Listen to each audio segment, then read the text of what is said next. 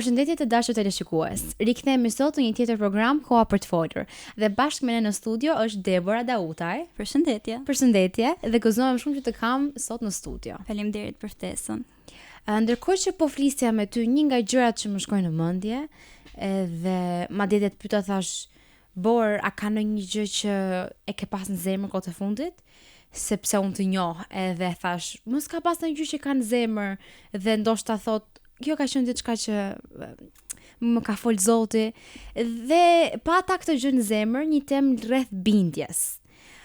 A ka pasur një moment kur bindja ndaj Zotit të ka kushtuar diçka? Po, me thënë të drejtën, gjatë jetës kam parë veten në shumë situata ku më është dashur që të sakrifikoja për hir të bindjes.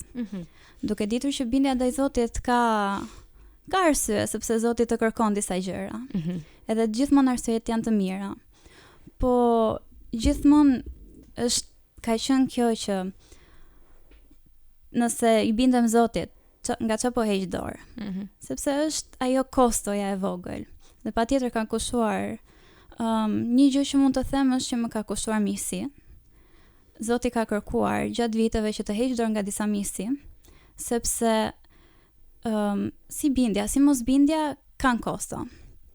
Nëse unë nuk bëja atë që Zoti do thoshte, ose po thoshte, do më kushtonte marrëdhënien time me Zotin. Edhe këtu vjen në peshore, okay, ku janë prioritetet e tua? A është kjo miqësia apo është Perëndia? Edhe mund të them që po, më ka kushtuar miqësi, ama Zoti ma ka kthyer shumë fish.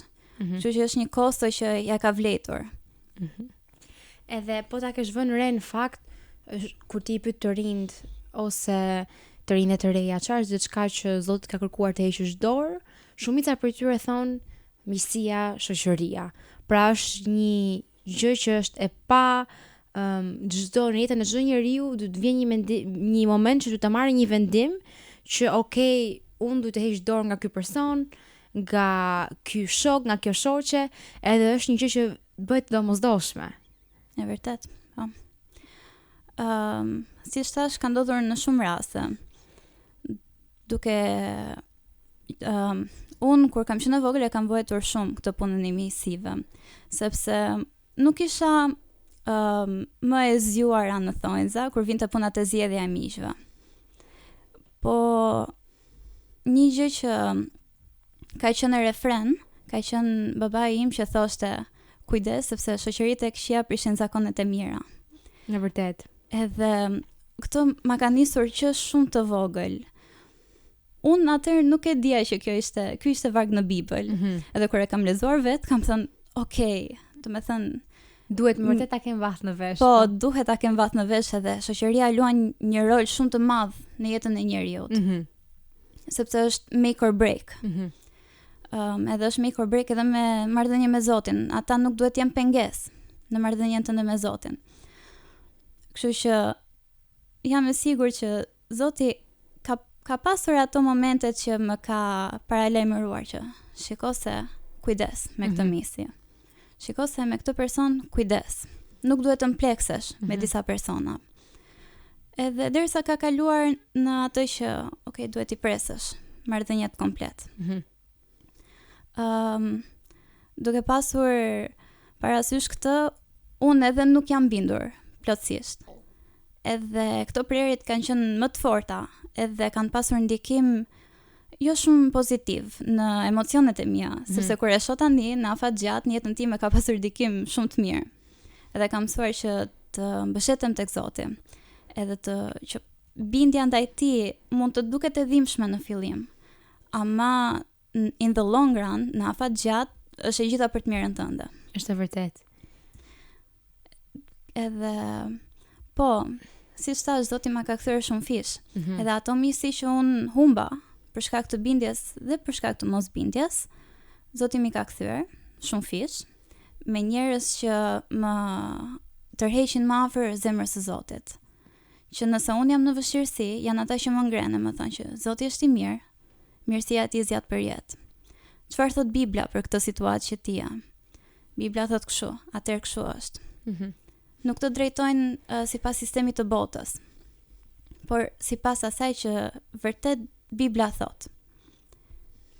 Kur flasim për bindjen, sidomos për të zgjedhur shoqërinë e duhur ose për të lënë një shoqëri, është një temë shumë e nxehtë me të rinjt. Edhe sepse janë të gjithë kanë një lidhje me shoqërinë që janë, unë nuk dua të heq dorë. Edhe gjithmonë kur ne shërbejmë janë edhe një Perëndje që na do shumë, edhe prandaj është ati jon, është babai jon.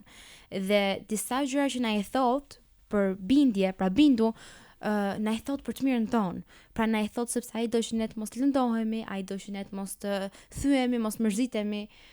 Nuk është çdo gjë vetëm ose ose mund të prishi marrëdhënien time me familjarët, mund të prishi marrëdhënie. Një shoqëri e gabuar edhe e bën këtë gjë, po ndonjëherë është thjesht për të lëndon ty. Edhe Perëndia është kaq i mirë sa thot, "Mu bind mua se po përpiqem të shpëtoj. Po përpiqem të ndihmoj, thjesht mu bind, më dëgjoj." Edhe ne jemi njerëz, edhe shumë gjëra ne nuk i shohim, shumë gjëra nuk i dëgjojmë, shumë gjëra ne nuk i dim. Për shkak se jemi njerëz dhe jemi të limituar. Por ndërkohë Perëndia është i gjithditur, ai i shet të gjitha, i dëgjon të gjitha, ai njeh zemrat e gjithkujt. Edhe ai mund të shohi, ai sheh zemrat e dikujt që ne mund të themi që okay, kjo shoqja më mban afër, kjo më do të mirën, ndërkohë që kjo mund të mos jetë e vërtet, sepse njerëzit mund të mbajnë edhe fasada. Edhe atë që thon mund të mos jetë domosdoshmërisht ajo që vërtet kanë në zemër. Edhe nesër pas nesër, me dashje ose pa dashje, këto shoqëri mund të të lëndojnë. Por siç the, Zoti është një At i mirë, edhe ai ta do të mirën edhe nuk do që ne të lëndohemi. Edhe është më mirë që të parandaloj se sa të shëroj. Ai mund të bëjë të dyja, por është për ne më mirë. Si e lufton frikën për të hedhur hapin që Zoti të kërkon? Atëherë, një gjë që unë e kam në zemër gjithmonë, për çdo gjë, edhe kur më duken të herë disa kërkesa të Zotit si të palogjikshme, them, okay, Zoti është i mirë, ai nuk ma do të keqen. Nëse ai thot në fjalën e tij që për ne ka mendime vetëm të mira, ka mendime të çmuara për ne, edhe që nëse ne po të ishim për t'i numëruar do ishin më të shumta se sa rëra, kokrat e rërës, atëherë pse të mos i zë bes? Nëse ai di më mirë gjërat, unë që jam njeri që jam akoma duke mësuar, edhe nuk do e arrin ndonjëherë atë ditë që të kem atë lloj njohurie dhe diturie si që ka Perëndia, sa e ka Perëndia, atëherë pse unë mos i zë bes, pse të bëj sipas kokës time, kur unë mund të gaboj, dhe jo sipas kokës së Zotit, po them, që ai është i pagabueshëm. Perëndia është arkitekti i përsosur. Ai nuk të kërkon të bësh diçka pa ja ditur fundin. Edhe fjala thot që ai ka para përgatitur vepra të mira që ne të ecim në to. Domethënë ai ka para përgatitur. Para se ne të vinim në këtë tokë, ai kishte përgatitur që atëherë. Po kur thot që i ka përgatitur, domethënë që ai i ka bërë nga fillimi në fund me të gjitha detajet. Edhe Perëndia, nëse e ka bërë këtë gjë, ai nuk të kërkon, domethënë që shpik një plan në moment, thot hajt provoje kështu, të shohim si do dalë. Po. Edhe po mos doli, ups. Hajt, e kalojmë. E kalojmë si poshtë tapetit. Jo, Perëndia është i sigurt në atë që ka planifikuar, në atë që të kërkon. Edhe nuk ka arsye sepse të mos i besoj Perëndis. Nëse unë jam e sigurt që, okay, Perëndia e ka një qëllim pse po ma kërkon këtë. Nuk është se po ma kërkon kot për të më prishur mua punë. Po ma kërkon sepse ka diçka që mund të arrihet vetëm me bindjen time. Nëse unë nuk bindem, nuk bëj pjesën time, sepse Zoti e bën pjesën e vet. Po është një anë njerëzore që ti duhet të besosh, duhet bindesh në atë që Zoti të kërkon, edhe nëse nuk ja di, nëse ti di vetëm një hap, bëj atë hapin. Mund mos e dish tjetrin, po nëse ti e bën atë hapin e parë, Zoti të tregon të dytin, e të tretin, edhe të katërtin me radhë. Nëse Perëndia do na e tregonte tër planin e tij nga A te Z-ja, ne si njerëz ndoshta e kemi atë tendencën që të kalojmë nga A te Z-ja direkt. sepse duam të shohim rezultate. Po ku do ishte besimi këtu? Ku do kultivoheshin edhe frutat e frymës? Ne shpeshherë si njerëz kemi këtë tendencën që pa bër hapin 1, duam të bëjmë hapin e 5. Pra pa bër hapin e parë, shkojmë te i 7. Dhe është gjithmonë çka kam mësuar me Zotin, përveç ai është një perëndi, ai është një Zot besimi.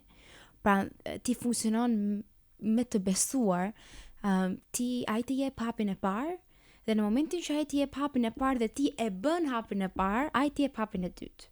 Dhe kur ti e bën hapin e dytë, ai të jep hapin e tretë. Dhe ndonjëherë ne kemi këtë tendencën, siç the ti, që do shkojmë nga fillimi deri në fund direkt. Ama edhe plani Perëndis ka ato faza dhe ato etapat e veta.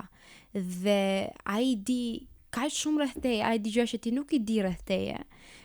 Pikat e tua më dobta, pikat e tua më të forta, njerëzit që do të vinë gjatë rrugës, potenciali për të ndërtuar, për të ndihmuar, për të zhytur, sepse i ligu është i lig, ai nuk i di të gjitha, ama ai nuk ha gjëra. Edhe gjatë rrugës ai i ligu përpiqet të të sulmoj, të hap telashe, ku ta gjej këtë më fuqi sa ka. Por kur ne bindemi, kur ne qëndrojmë në bindje, japim të ligut shumë pak mundësi që të na preki, sepse po ecim planin e Perëndis. Dhe kur ecën në planin e Perëndis, je në një garë të sigurt. Dhe kur je në një garë të sigurt, nuk mund të të preki asgjë huaj, nëse i ke mburoja sipër dhe je në një gardh, askush nuk mund ta kalojë atë gardhin. Kështu që je vetëm ti dhe Perëndia.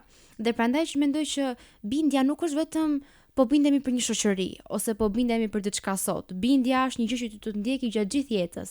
Bindja është siguri, bindja është mbrojtje, bindja është shpëtim, bindja është shërim. Bindu për këtë gjë dhe unë do të ndihmoj, më hap rrugën dhe unë do të ndihmoj, bekoj dikë dhe unë do të ndihmoj. Për shembull, ke nevojë për financa. Bu bind mua, bekoj dikë dhe unë do të bekoj, më hap derën. Më hap derën duke u bindur, sepse unë këtë dua të ndihmoj. Më hap derën që të të ndihmoj. Bëj diçka që unë të them. Gjithmonë kur Zoti thot për diçka, ai nuk të thot asnjëherë për të të përshpun, siç edhe ne folëm, ai do vetëm të të ndihmoj. Edhe prandaj të ecësh në bindje është të ecësh, ne themi with life insurance. Ti je i siguruar për gjatë gjithë jetës. Po. E vërtet. Shumë e vërtet. Siç the, i ligu do përpiqet të të sulmoj, më sa mundet. Po ti ecja në vullnetin e Zotit, edhe në bindje, siç the, është një gardh, po ti e ke mundësinë që të dalësh për te gardhit. Po aty nuk je i sigurt. Edhe nuk mund të bësh çdo të lojra. Kalo brenda gardhit, jashtë gardhit. Kalo brenda gardhit, jashtë gardhit. Edhe kjo është, domethënë, mosbindja shumë e rrezikshme, sepse ti mund të rrezikosh vërtet me mosbindje. Ti mund të pengohet këmba në gardh. Që ndodh nëse këmbën e thyen? Mund të jetë shumë e rrezikshme, ama Zoti ka shpengim prap. Ai gjithmonë e rikalkulon rrugën. Edhe një gjë që jam habit me Zotin, jam habitur me të thjesht, e kam pa dhe kam thënë sa e mirë që je, është sepse edhe kur ne ja fusim kot, sepse tani duhet të themi të vërtetën, edhe ne dhe ja fusim kot, jemi njerëz. Jo çdo gjë që ne e bëjmë është perfekte. Jo çdo gjë që ne na thonë ne e bëjmë. Edhe në momentin kur ne nuk i bëjmë gjërat ashtu siç duhet, ai gjithmonë hiri dhe mëshira e tij është aty dhe ai, nëse ti del jashtë rrugës, ai ta rikalkulon rrugën. Dhe kjo nuk është për të thënë që tani po luajmë me këtë gjë dhe po dalim sa herë na doj qefi, po bëjmë gjëra të ndryshme, po kjo është për të thënë që mos e dëno veten në qoftë se ndodh diçka e tillë. Mësoj që të kërkosh falje, të kthehesh prapë në rrugë, të vazhdosh të bindesh, ti bindesh aty. Po. Para ca ditësh dëgjova këtë, që nëse ti ecën në mosbindje, ti mund të ecësh 10.000 kilometra larg Zotit, po nëse ti kthehesh mbrapsht, ti nuk ke nevojë të ecësh 10 kilometra drejt Zotit, sepse ai është aty. Ai është aty, po të pret me krah hapur, që ti të vish, ti kërkosh falje, ti pendohesh, edhe që bashkë do me thënë tesni në rrugën që ai ka përgatitur. Do me thënë, mund të ndodhi që të mos bindemi, mund të ndodhi që we miss it, mund të mos e kapim që Zoti po më kërkon këtë gjë. Ose po më flet për këtë gjë. Po më flet për këtë gjë. mund mos e kuptojmë, ama Zoti nuk të dënon për këtë. Zoti nuk është një perëndi dënues që ja, ti nuk e bëre edhe kaq e pate. Nuk kam shpresë për ty. Kaq, u mbyll. Jo. Zoti thot, "Okej, unë të fal. Unë të kam falur. Hajde, do e nisim prap këtë. Do vazhdojmë aty ku ishim." Mësimin e ke marr. Nuk është se Perëndia të jep më shumë dënime që okej, ti nuk e ke marrë mësimin, edhe ja, merr edhe këtë. Vuaj edhe i çik. Jo, nuk është një Perëndi i tillë. Ai vërtet kërkon bindjen. Po nëse ti pendohesh për mos bindje, nuk është se ta zjat atë që ja, ti nuk më je bindur për këtë gjë. Jo, ai thot, "Okej, tani vazhdo të më bindesh. E ke kuptuar gabimin, vazhdo të më bindesh. Vazhdo të ecësh në rrugën që unë të kam thënë të ecësh." Një gjë që më ka dhënë zbulesë Perëndia, që atëherë ka qenë zbulesë e madhe për zemrën time, ka qenë fuqia e gjakut të Jezusit.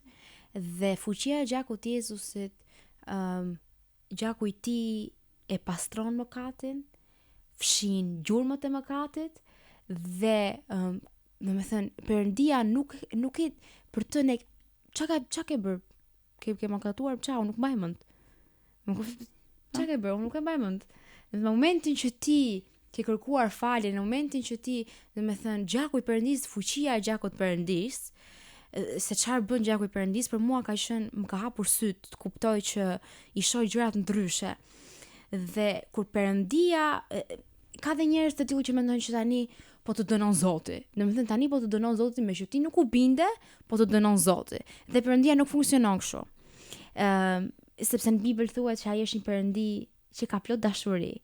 Dhe ai është një Perëndi që Perëndia nuk ta kthen ty të keqen me të keqe. Ai ta kthen të mirë, ai nuk ta kthen asnjëherë. Për shembull, njerëzit kanë tendencën të mendojnë dhe të besojnë që me që nuk u binda tani gjitha këto gjërat këqija që po ndodhen e ka fajin Perëndia. Kundërkohë janë të gjitha pasojat e vendimit që ke bërë që po i merr këtu dhe prapë Perëndia në gjithë mirësinë e tij po të ndihmon që ti kalosh. Dhe prapë është ai person që ne i kthejmë kokën dhe themi po ti pse lejove këtë gjë.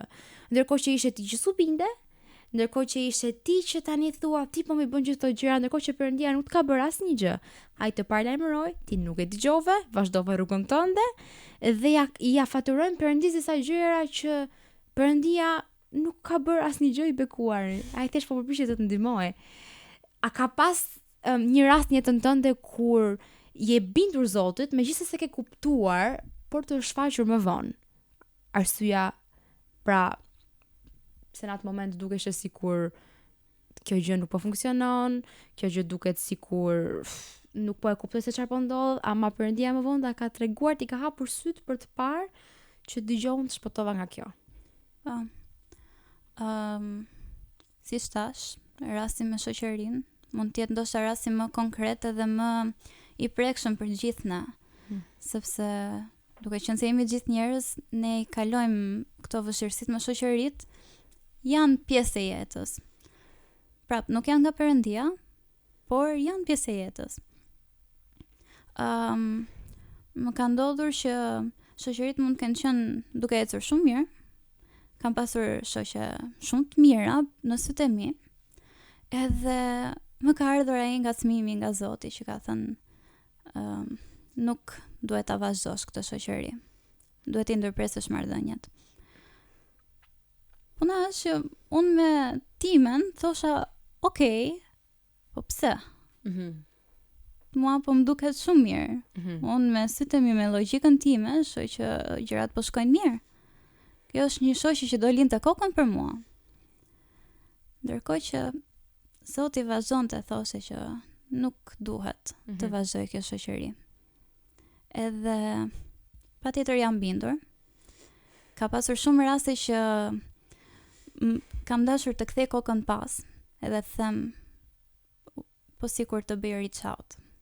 Po sikur të dërgoj një mesazh që shoqe filane sija. Po ka qenë ajo që nëse Zoti më ka kërkuar këtë gjë, është mirë që të mos jem si gruaja e Lotit, të kthej kokën pas. Por të vazhdoj para. do vazhdoj atë që më ka kërkuar Perëndia. Edhe më vonë kam parë që në moment dukeshin mirë gjërat, po jeta e asaj ishte duke shkuar, domethënë, më keq e më keq. Ishte duke marrë vendime jo të mira. Po ndikohej vetë, kishte lënë veten të ndikohej nga shumë gjëra. Puna është që nëse ke këta lloj personash që janë duke kaluar këto lloj gjërash në jetën e tyre, të lloj periudhe. Po, edhe duke i lejuar në jetën e tyre, është shumë lehtë që ti të ndikohesh. Patjetër, ne themelohemi në fjalën e Zotit, themeli ynë është Perëndia. Po duhet pasur shumë kujdes, sepse sa i fort je ti si njeri. Nuk është mirë që të luash me zjarrin, të thuash që unë jam i fort. Unë e lexoj Biblën çdo ditë, unë lutem çdo ditë, unë mund ta përballoj këtë. Jo, sepse nuk i dihet, nesër pas nesër, po sikur të ndikoj, ta lësh ti, të lësh një derë hapur, për shkak të kësaj shoqërie. Ti pranosh disa gjëra, ti marrë si të mirëqëna, që për shkak se kam shoqërinë me këtë vajzën kështu, po e marr vajzën se kështu është rasti, po që kjo vlen për gjithë. Për shkak se kam këtë shoqëri kështu, domethënë mund të toleroj disa gjëra. Ne nuk jemi thirrur për të toleruar këtu, ne jemi thirrur për të qenë dritë. Dhe unë nëse nuk jam dritë në këtë shoqëri, atëherë është më mirë që unë të mos jem fare. Sepse në një shoqëri dikush do ndikohet. Nëse personi tjetër nuk ndikohet për mirë nga drita që kam unë, për shkak se unë nuk po e shfaq, atëherë është rreziku i madh që unë të ndikohem nga errësira e tyre. Në fakt, në shoqëri duhet të jemi shumë selektiv, por në të njëjtën kohë unë them përveç se duhet të jemi të kujdesshëm, duhet të jemi dhe pak mund të përdor për ndjes, sepse nuk po vjen asnjë fjalë shqip tani, pak chill. Në sensin që kemi të bëjmë me njerëz që nuk janë të krishterë gjithmonë. Pra kemi të bëjmë me njerëz që nuk janë antarkishe, djem dhe vajza të reja që ne kemi në kish, kemi të bëjmë me botën atje jashtë, që nuk janë gjithmonë njerëzit e krishterë. Dhe në moment që kemi të bëjmë me botën atje jashtë, kjo do të thotë që ti do kesh një shoqëri, do krijosh një shoqëri me dikë që ndoshta nuk është 100% aty ku duhet, ose nuk po merr vendimet më të duhura për jetën e vet. Duhet të mësohemi që dhe të mos i presim njerëzit, nuk po them për këtë rast, po them si në in general, ti presim njerëzit vetëm sepse unë po e shoh që ti nuk po sillesh më sikur më përpara. Ndërkohë që ka disa momente, siç ti the, që në ato momente ti je dritë për jetën e tyre, sepse je vetëm person ndoshta që ndeti. Ndoshta je vetëm person që ndeti, që ishte aty, që e ndihmoi, i vetëm person që i dha mend kur të gjithë të tjerë vendosën të largoheshin, dhe patjetër jo në kurriz tëndin. Ama ishte i vetëm person që ndeti. Dhe në fillim duket sikur prandaj është shumë e rëndësishme të dëgjosh nga Zoti, sepse ndonjëherë Zoti thotë largohu, por ndonjëherë thotë afrohu. Por nëse ti nuk e dëgjon kur ai thotë largohu, si do e dëgjosh afrohu? Ose kur ti nuk e dëgjon afrohu, a do e marrësh vesh kur ai të tregojë ty të thotë largohu? Dhe prandaj është kaq e bukur të kesh marrëdhënie me Perëndin, e të mësosh ti bindesh, sepse në momentin që ti e dëgjon zërin e tij dhe i bindesh, e trajnon frymën tënde që ta dëgjoj zërin e Perëndis. Këtë më ka mësuar Zoti, kur ti bindesh, ti e trajnon frymën tënde që të dëgjoj nga unë. Kur unë të them bëj diçka dhe ti thua, po nuk e di, a ishte ti që ma the këtë? Fillon me gjërat e vogla. A ishte ti që ma the këtë? Bëje. Shofse është Perëndia që të do ta kuptosh. Dhe kështu fillon ta trajnosh frymën tënde që të dëgjoj nga Perëndia. Po. Më thuaj si mendon ti për këtë gjë? Unë jam shumë dakord me këtë gjë. Unë rasti që mora ishte rast, po them, deri diku ekstrem. Që vërtet po ndikohesh. Po, dhe që njerëzit kanë dhe marrin vendime jashtëzakonisht që ti thua, okay, prit se kjo nuk është e shëndetshme. Po. Ama njerëzit, sidomos bota, kanë shumë nevojë për hir nga ana jon. Ne nuk duhet ti jemi si paragjykues. Po, do thosha ti se ne kemi tendencën ndonjëherë të bëhemi si kasap. Do me thënë një person nuk po ecën sipas vlerave tona, vlerave të Biblës, Edhe themi, i drejtojmë gishin që ti kështu. Po. Si guxon ti të bësh kështu. Qoftë bot, qoftë edhe besimtari krishter. Sepse do me thënë se jemi fëmijë të Perëndis, nuk na përjashton nga fakti që ne mund të pengohemi, mund të rrezohemi. Po ne siç the duhet jemi chill. Edhe duhet, do me thënë, nëse dikush gabon, duhet i tregojmë dashuri edhe hir. Shumë vërtet. Sepse ata kanë nevojë ta dinë që çka kanë bërë është e gabuar. Për ata kanë nevojë të dinë që edhe pse unë gabova, unë jam i dashur. Edhe ka dashuri dhe hir për mua, ka mëshirë për mua. E vërtet. Po kjo, do me thënë rasti që mora, thash, është ekstrem. Por është një rast që du ta kemi kujdes. Është një rast që mund të ndodhi. Po. Edhe nëse është dikush që po e dëgjon edhe ndodhet në këto lloj rastesh, do me thënë duhet dëgjuar zëri i Zotit. Siç the, Zoti mund të thotë afrohu, por mund të thotë edhe largohu. Ti nëse nuk e dëgjon të afrohu, si mund ta dëgjosh të largohu? Janë të dyja këto. Sepse është edhe kjo ana tjetër që mund të jetë një person që ti në të natyrshmen nuk do i afrohesh. Pa vërtet. Por Zoti të thotë, shko folje. Po. Shko thuaj këtë gjë. Shko bekoja. Tani jam të lutem se s'kam të rezi. S'është momenti. Po me këtë? Një moment tjetër të lutem se s'mundem. Po edhe thua, mua nga gjithë këtu, mua me gjetesh, mua nuk më... Gjithë asnjë gjë, nuk më puq asnjë gjë me këtë njeri. Po. Ama, do me thënë, kur ne bindemi edhe në këtë gjë, ne lëm mishin ton, lëm atë egon ton personale, që themi, Perëndi, me këtë, Zoti e bekon atë person, po mbi gjitha të bekon ty. Ai person e merr bekimin e vet. Po ai ndoshta nuk e di që, do me thënë, çka ke kaluar ti për brenda. Po ti e di, edhe Zoti të bekon. Edhe më ka ndodhur, edhe mua më ka ndodhur që Zoti mund të më ketë thënë që shko foli këtij personi, shko thuaj një gjë të mirë.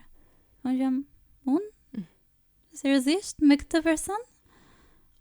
Ndërkohë që unë kam parë përveç fryteve në jetën e atij personi, kam parë frytet në jetën time. Edhe në shumicën e rasteve dalin këta persona që janë më të afërmit te tu pastaj. Ata që nuk i pret. Po. E më pëlqeu shumë ajo që ti the çfarë, edhe ishte shumë e bukur dhe shumë reale që duhet t'i japim njerëzve dashuri dhe hir, siç na dhanë Perëndia.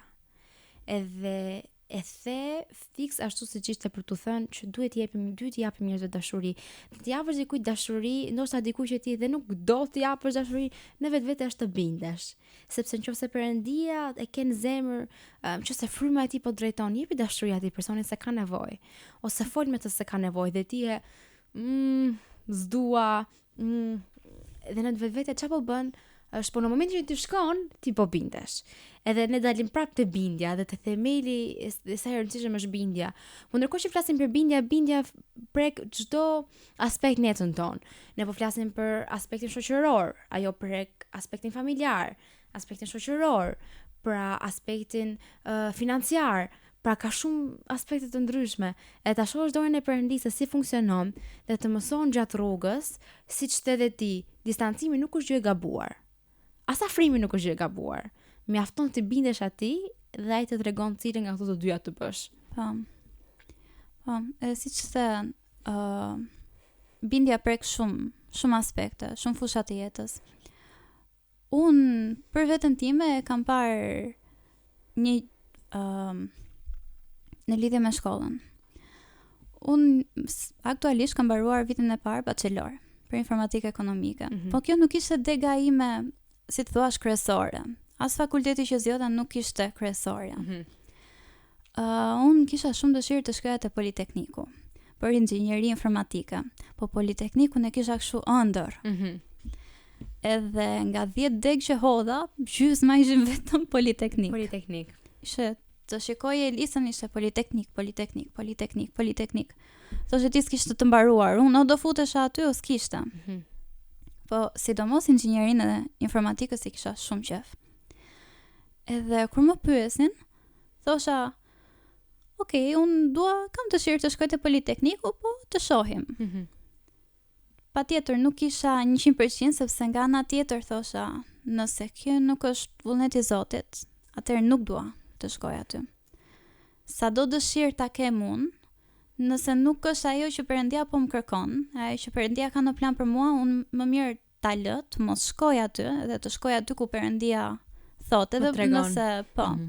Edhe nëse ajo deg mund të ishte për shembull e fundit fare në listën time.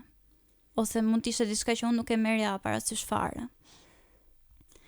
Tani, në rastin tim doli që ajo dega më pëlqente. Që nuk është se ishte too far off, nuk ishte shumë larg. Nuk ishte shumë ndonjë ndryshim spektakolar, po.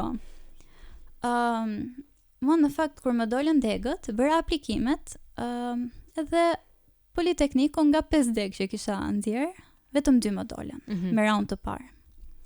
Dhe thosha, okay, këto dolën çik jashtë parashikimeve vetjake. Po që nuk isha, do me thënë, nëse fazën e parë nuk e kapa, në fazën e dytë e kapja, ishe sigurt. Ndërkohë, më dolën këto degët e tjera. Edhe po më dilnin, para se të fillonin regjistrimet. Edhe më bën një pyetje mami.